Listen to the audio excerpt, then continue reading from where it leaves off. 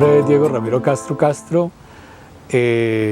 Soy licenciado en Química y Biología. Y bueno, he tenido la fortuna de en la escuela de transitar por todos los cargos. Maestro de aula, de primaria, bachillerato, he sido coordinador, rector y pues he tenido la fortuna también de estar en el campo universitario, en la Facultad de Ciencias de la Educación, y uno de los logros que para mí ha representado ha sido haber compartido en la Corporación Escuela Pedagógica Experimental ya casi 16 años. Voy a referirme a la investigación realizada, cofinanciada por Colciencias y la Corporación Escuela Pedagógica Experimental, CEPE. Esta investigación se configuró, llevó como título la construcción de la conciencia ambiental para trabajar en y desde la escuela. Allí participaron 7 instituciones en Bogotá, 3 de ellas de colegios oficiales, 2 privadas y el resto en concesión. De esta forma pudimos hacer una conexión con 2 escuelas en el casco urbano del Baupés, en Mitú, y una rural, o sea, en las afueras de Mitú. Y así pudimos intercambiar como esas miradas que nosotros queríamos desarrollar. ¿Qué era lo que queríamos desarrollar? Quisimos desarrollar básicamente el discurso, el que se dijera el discurso de los originarios. En este caso, pues contamos con la comunidad originaria del Baupés, los cubeos, en donde básicamente tuvimos el contacto a través de Vilma Gómez, que es una persona que trabaja con comunidades y especialmente con la comunidad cubea, con un sabedor cubeo, Enrique Llanos. ¿Nos movió qué intención o qué preguntas nos movió al interior del grupo? Básicamente 2 planteamientos de parte del profesor Dino Segura, de la escuela, de la Corporación Escuela Pedagógica Experimental, y pues de la maestra Clara Chaparro también, en torno a ¿es posible otra escuela? Es una pregunta que hace mucho rato pues, está publicado un artículo sobre esto. Y la otra pregunta es información o conocimiento. ¿Qué tanto es la información y qué tanto se convierte en conocimiento? Esos 2 planteamientos pues, estuvieron a la base del grupo y eso nos movió para poder buscar otras perspectivas de la enseñanza de las ciencias y básicamente de la educación ambiental. Pero encontrábamos otro tema también muy interesante, que era el aire. Entonces eso no se dice nada en los textos escolares. Entonces nosotros decíamos, solamente existe el agua y el aire ¿qué? Entonces esa fue otra pregunta que nos orientó esta investigación. Conformamos 2 grupos. Un grupo que era, nosotros lo denominamos el grupo central, que era donde nos reuníamos con don Enrique para escuchar sus historias. Nosotros le hacíamos todas las preguntas que teníamos de Occidente, como por ejemplo, ¿ustedes cómo contaminan? Entonces él nos expresaba, ¿qué es eso? Esa palabra no existe dentro de nuestra lengua para nombrar contaminación. Y algo muy bonito, él decía, mire, la contaminación para nosotros es cuando hay enfermedad. Entonces, cuando se enferma el ser vivo, ahí está contaminado. Entonces, esto pues, nos puso también a reflexionar en cuál es el discurso de Occidente que nos venden de contaminar. En el discurso de don Enrique Llanos, él nos transmitía como esa sincronicidad del hombre, de la especie humana con el entorno. O sea que ahí entendimos que la especie humana es una especie más.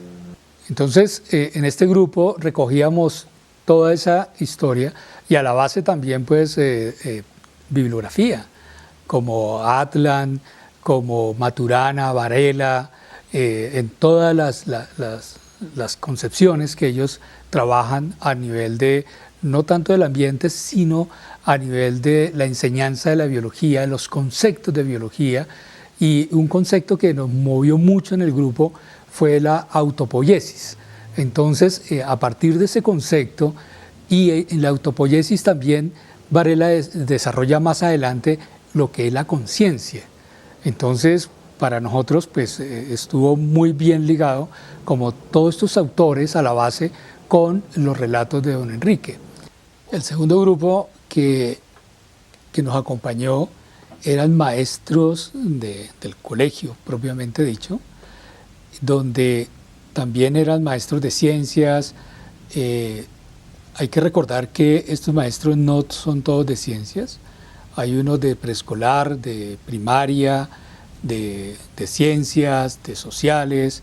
Entonces allí era como una invitación para que se vincularan los maestros que quisieran aportarle como proyecto transversal al proyecto PRAE. Algo también muy diciente de nosotros en cuanto a ese discurso era que no tratábamos de simular lo que don Enrique nos decía con lo que habíamos sido formados, sino que le dábamos un respeto y transitaba ese discurso por nosotros.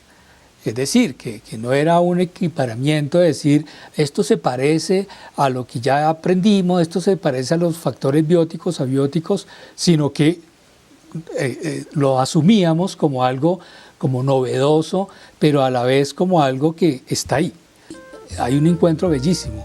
Ese relato lo llevamos al aula de clase en todos los colegios, y también nosotros nos asombrábamos de ver los niños cómo le ponían atención, cómo dibujaban el personaje, cómo hacían la historia y cómo la desarrollaban.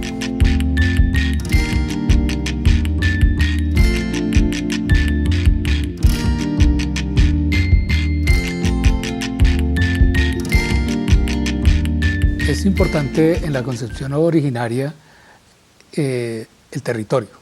O sea, el territorio no está delimitado como lo tenemos delimitado, fraccionado, como lo hacemos en Occidente, sino el territorio va mucho más allá. Cuenta también con historias, con límites de historia, en el caso del Baupés, todo es el agua. Nosotros hacemos un ejercicio en donde el niño recrea su trayecto de la casa a la escuela en la mañana y en la tarde de la escuela a la casa. Y para todo fue asombroso lo que encontramos. ¿Por qué? Porque no es lo mismo lo que ellos describen, lo que ellos dibujan, su cartografía, su recorrido, a pesar de que es el mismo trayecto, pero encuentran variaciones. Entonces lo que ven en la mañana no es lo mismo que ven en la tarde. Y cuando hicimos el ejercicio en la noche, tarde-noche, encuentran otras cosas diferentes. Entonces también eso como que nos entusiasmó para ver ese concepto de cartografía y de territorio. En el proyecto se obtuvo unos productos. El producto más importante es armar una comunidad de maestros en torno a pensarse de que sí es posible que el discurso originario transite la escuela. Y de esto da pie a ¿qué?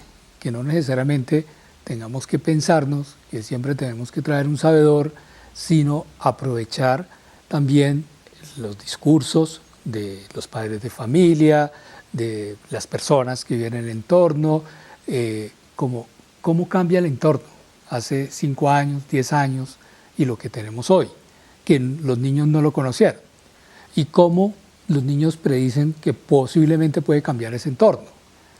Eso es algo muy importante en los maestros que quedó como ese espíritu de seguir trabajando en eso. Otro producto que obtuvimos fue el darnos cuenta de que en los entornos hay problemáticas ambientales.